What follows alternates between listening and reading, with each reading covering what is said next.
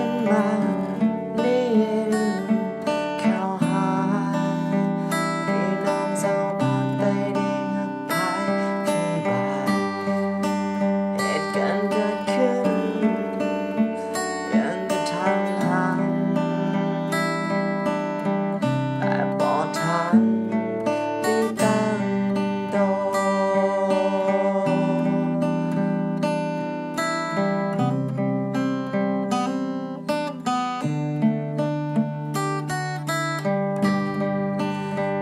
เป็นหนึ่งกำลังใจส่งทั้งพี่น้องชาวภาคใต้จงสู้ต่อไปอย่าได้ท้อขอให้สิ่งศักดิ์สิทธิ์จงคุ้มครองทุกคนให้ปลอดภัย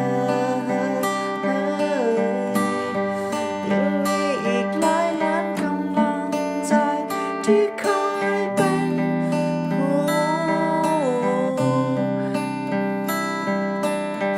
และจะอยู่เคียงข้างพวกเจ้า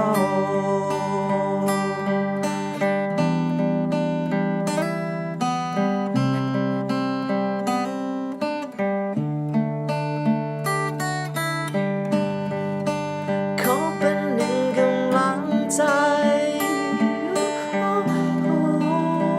ให้สู้ต่อไป